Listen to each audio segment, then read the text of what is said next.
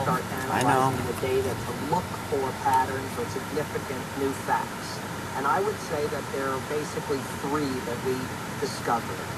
One was the number of new organizations and new companies which have been created since 9/11. Two was the domination of information technology in this new industry.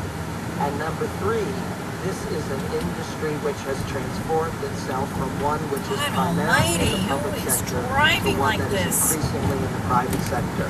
You estimate that about 30% of the people with top security clearances are private contractors. Are they harder to keep track of? Do they conform to the same rules that govern government officials? I have to say to you that one of the things that stunned us as we were talking to people inside the government was we would say, we put together this list of 85 entities within the Department of Justice that are doing various aspects of intelligence, and people in government would say, really? Can I see that list? I even remember an occasion in which we made a presentation and someone in the room said, the Internal Revenue Service, it doesn't do top secret work. And we showed them what the top secret work that the Internal Revenue Service did, and this government person sort of slumped in their chair and said, oh, I guess so. Now it seems no one has a handle on this top secret America, except perhaps you.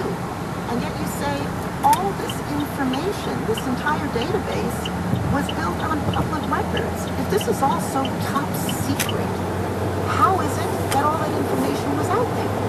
Look, everything lives somewhere, everything has some footprint, everything has some exhaust. And we were able to, using really the methods of U.S. intelligence, if you will, to map this out. But in the end, we held that the standard for including something in the database was that we had to have a public record associated with it, and we had to have a confirmation. Do you think it would have been possible to assemble and present this volume of data before these online tools were available? You know, it couldn't have been done without the digital side.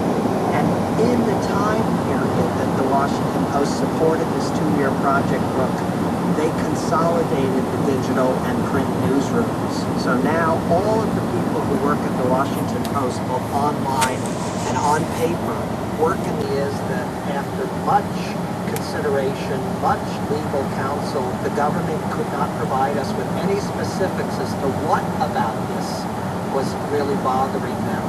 They didn't give you a specific objection, but did it give you pause that clarifying this complex web might be helping people who would want to harm the country? Well, Brooke, I've heard these arguments many times before. In 1983, I revealed where all of the nuclear weapons sites around the world were, and the Reagan administration at the time not only threatened me with jail, but said that, this would jeopardize the security of nuclear weapons. I don't think it had that impact at all. In fact, the transparency was responsible for much disarmament at the time. But, with an institution like the Washington Post, I am not the person making the decisions. Many revisions were made to the mapping application and the database in order to strike a balance. In the end, I'm really satisfied that we've presented something that is in the public interest with the greatest care in order to preserve national security and public safety at the same time. Do you think that the Director of National Intelligence, the Secretary of Defense, and the head of the CIA will use your database to help solve some of the problems that the database reveals?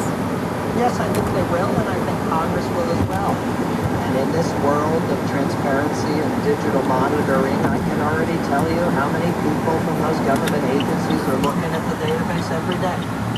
How many? A lot. Bill, thank you very much. Thank you. Bill Arkin is a military and intelligence analyst with the Washington Post.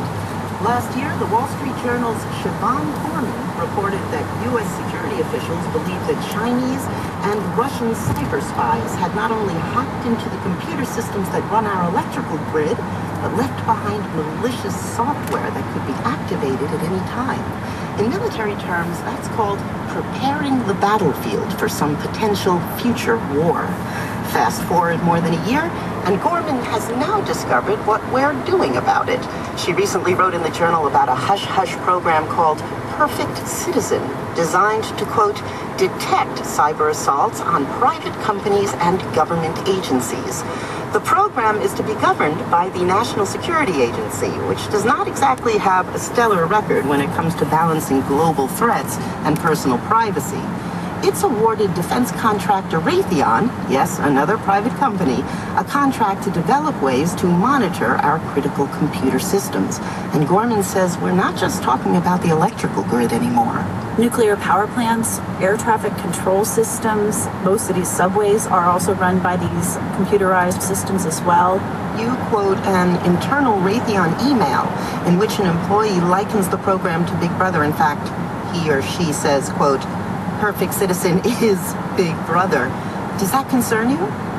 Well, I did find it interesting. Usually people who are working on these types of projects are very committed to national security and, while maybe taking privacy into account, usually feel that it's being dealt with as part of the program. So I thought that that was a very revealing email in that it showed that people with very insider knowledge still don't necessarily feel the privacy concerns are being addressed. What sorts of information would the government be sorting through via Raytheon?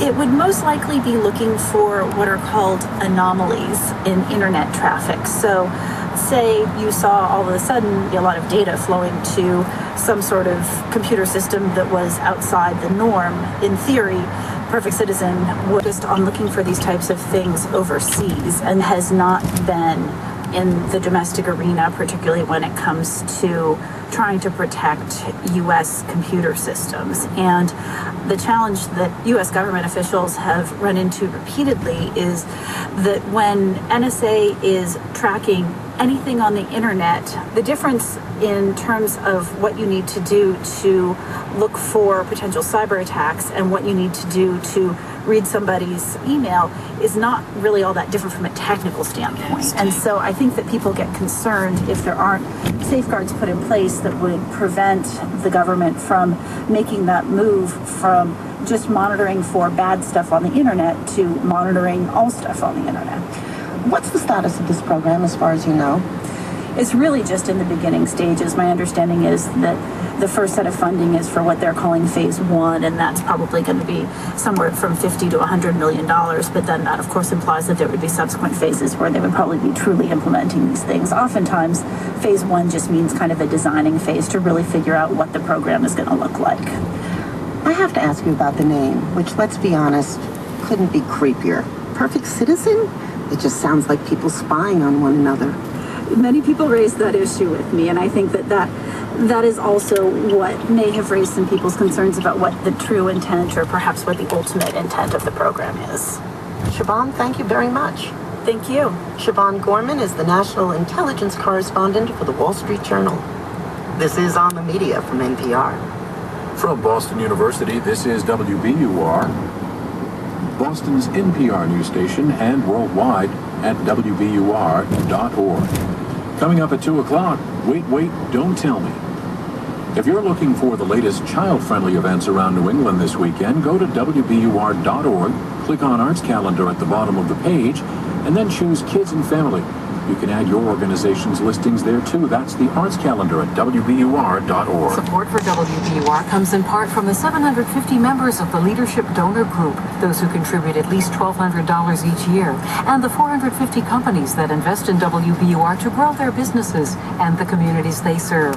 To learn more about on-air corporate announcements for your business or to become part of the Leadership Donor Program with a gift of $1,200 or more, call 617-353-8451.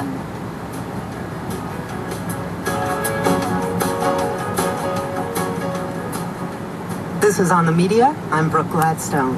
You might think that public documents would be, well, public. That is, accessible and for the most part free. But in fact, though many non-classified government documents and videos are technically available, they are neither free nor easy to procure. Enter the crusading Carl Malamud, who's spent the better part of the past 2 decades provoking, coercing, persuading the government to make its public workings truly public. He's currently president of public.resource.org. Carl, welcome to the show. Oh, thanks, Brooke. So you actually get things done.